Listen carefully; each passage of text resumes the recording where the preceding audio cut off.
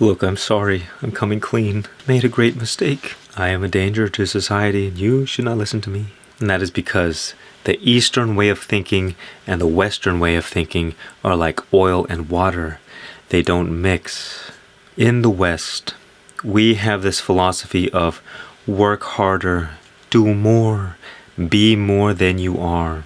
Our way of thinking is ego-driven, and yet in the East, the philosophy seems to be more about dissolving the ego, realizing that you are already perfect as you are, that there is no doer, no one to work hard, no one to do more.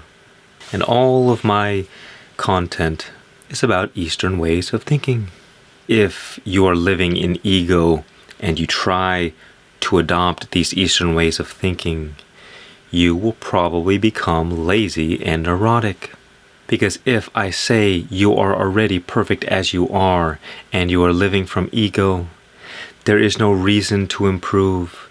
There is no reason to do anything.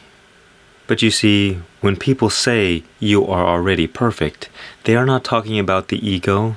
They are not talking about the person. The body and the mind will forever be imperfect. But if you identify with your body-mind, this wisdom, this knowledge will hurt you and not help you. But the reason that it is said that you are already perfect as you are is because you are the divine manifested in physical form. That your mind-body identification is an illusion. It is not real. But you see, the whole Western foundation is built on individuality. Think of America. Our whole thing is individuality and freedom. The individual right to express yourself. And yet in Eastern philosophy, there is much less emphasis on the individual. In Buddhism, they say there is no self. So we have to be able to discern these two different ways of thinking and not get trapped in the middle and allow our mind to become all jumbled up and messed up. So forgive me for what I have done. Perhaps one day we can make it right. Or not. I realized that all of my struggle on this path was getting caught in the middle. Because throughout my whole life, I've always had a strong identification with my mind. If you look at the Myers-Briggs personality chart, I am an INTP. Nowadays, I'm a bit more INFP. But one of the fundamental dominant traits is thinking, and those who think a lot have a strong sense of self-identity. But you see, you have to understand what you're getting yourself into when you listen to me.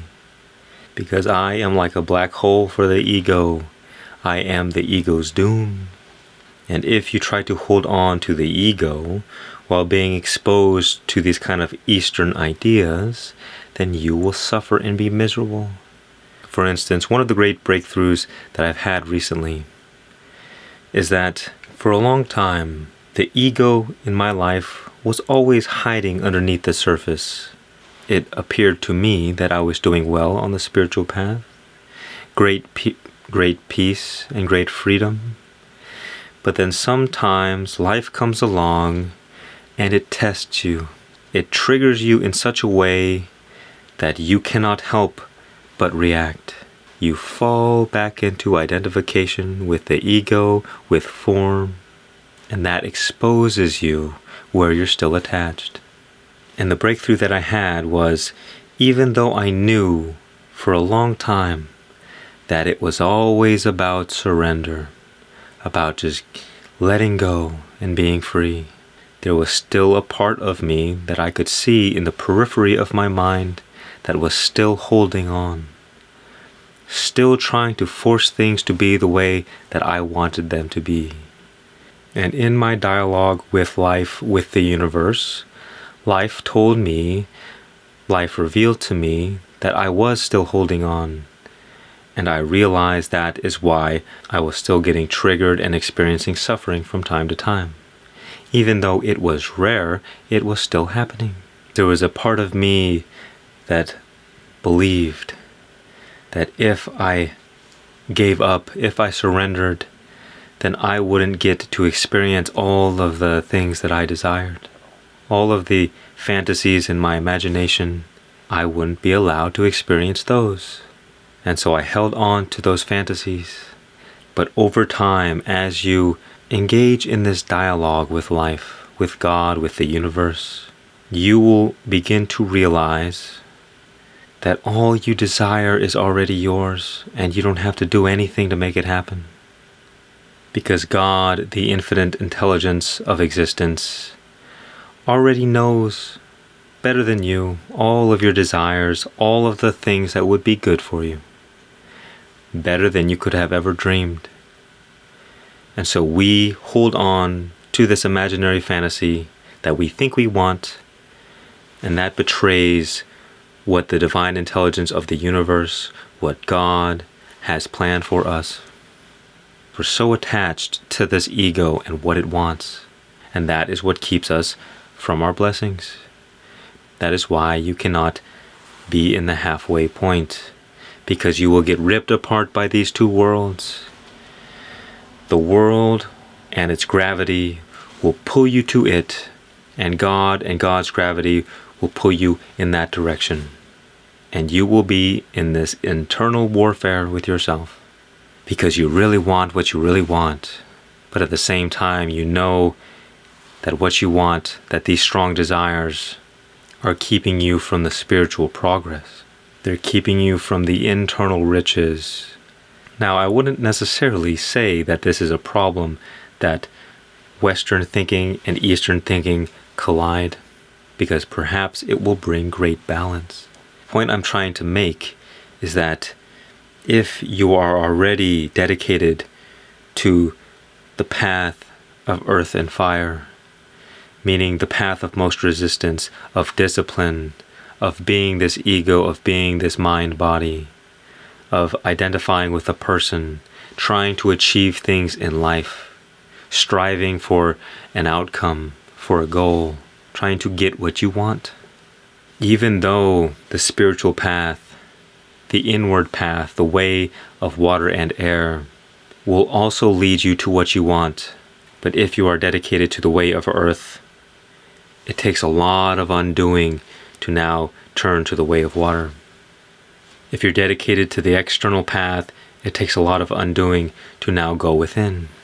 Now everybody will approach these different paths at different times of their life. If you only want to achieve what you want to achieve and get what you want, then go the external path. And you can get there through discipline and hard work and struggle. And you can achieve what you want. It can be done. But if you want to experience peace and freedom, gratitude, being in the moment, much less resistance to life, being in the flow with life, then you go the inward path. And when you go the inner path, you let go of your strong attachments to desires. You let go of the fantasy of what you want, and you allow life to bring you what is good, what you need. And at the same time, you can achieve all of the things that you've ever wanted, but you won't have to deal with any of the nonsense that your ego would have brought into your life. You see, now that I've traveled the inner path for this long, I have a hard time accepting Western ways of thinking. It doesn't make sense to me anymore to force yourself so much to do things and to achieve goals. It is not that I don't have goals or dreams. It's that I feel like I can't force myself so much to struggle to achieve them. It just doesn't make any logical sense for me. But rather, what makes sense to me is completely surrendering all ideas and beliefs. I have all the things that I want, and I assume that everything that I want is already mine, because everything in existence is within me, it's within you. Because what is eternal contains all that is temporary, and what is infinite contains all that is limited. The external path is dealing with the world of temporary and changing things. The inner path is about the unchanging and the eternal.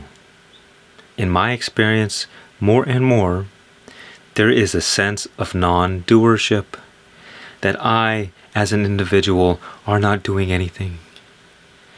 And it becomes more and more difficult for me to argue for the existence of free will. Now, I don't argue about free will because free will is like an a priori truth. You have to accept it, because if you were to treat people as if they did not have free will, then you would have some kind of dystopian hell. And you can't treat people that way. I'm just saying that from my experience, it becomes more and more difficult to live life from a personal perspective, from the perspective of the ego, as the one who improves their self, or the one who gets things done, or the one who struggles and fights, the one who achieves things.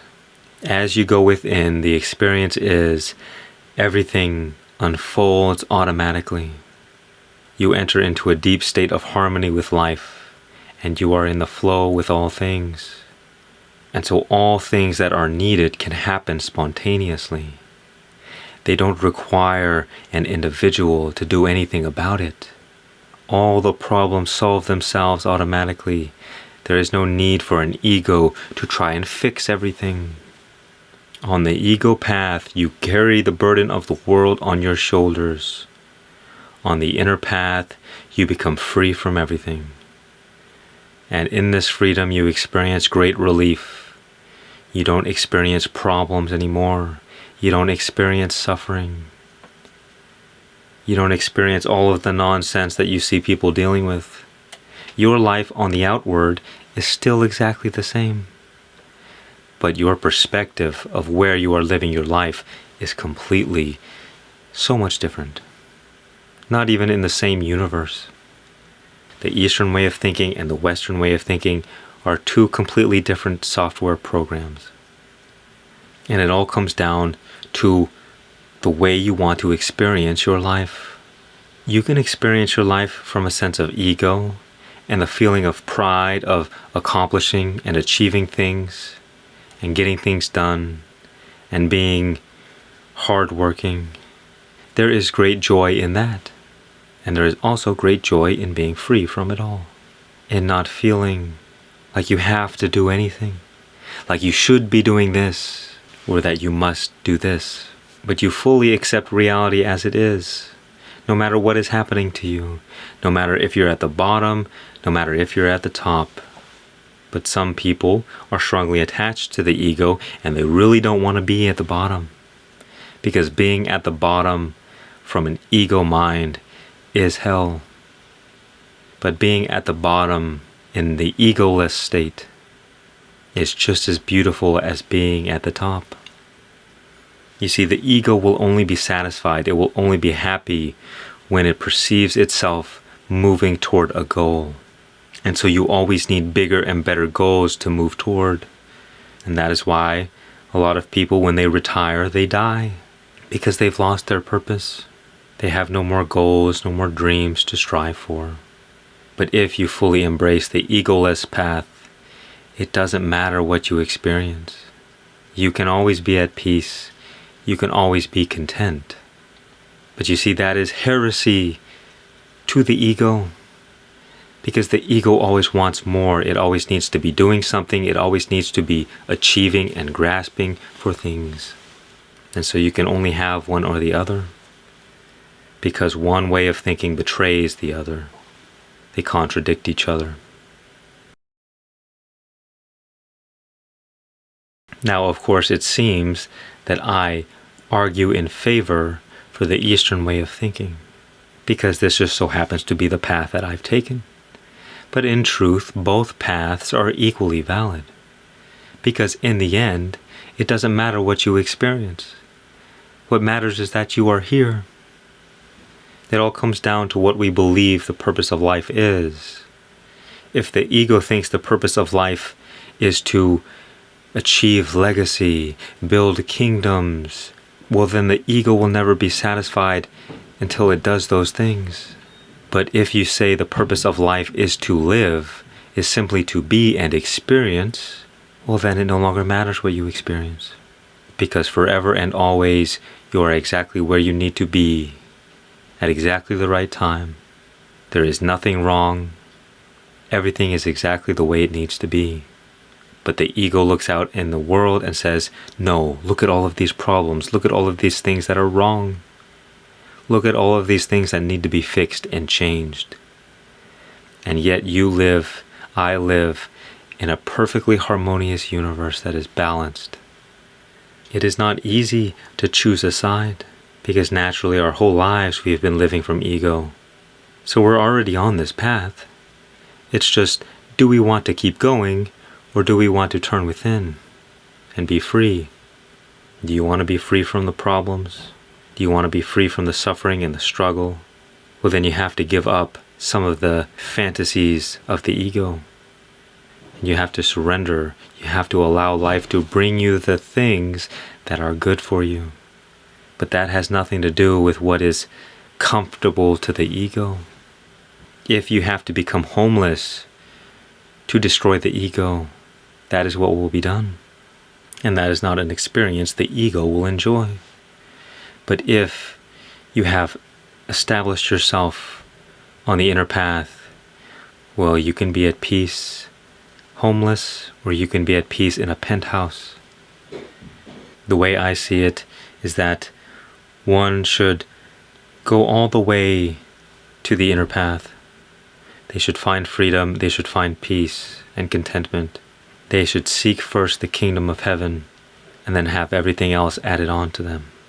Because from this place of freedom, then you can live your life and you can still achieve all the things that you desire.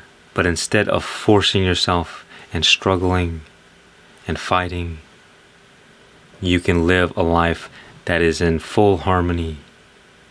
You can bring to you the things that you desire, all of the good things, while the ego might want something that is not good. And if you force yourself to get the thing that is not good for you, well, then you will suffer that experience. You might say, well, I want to be rich. And you can gain all of the material riches of the world. But inside, psychologically, you will still not be satisfied. And then you're in real trouble. Because everything that you thought you wanted, you now have. And yet you are still not happy or content. And that is because you are missing the one thing that the inner path teaches you. It teaches you to find. And that thing is your true self. I say to you, find freedom first. And then worry about the material things of the world. Because you can still ask God, you can still ask life to provide you all of the things that you want and that you need. And it will be done. The only problem is that the ego does not like to surrender its power. Its whole objective is power and control. And to surrender means death for the ego. So the choice is yours. But I would say it is important to go all in on one or the other. You have to go all in. Because if you don't go all in, you'll get stuck in this halfway point and your life will not blossom. Surrender or control.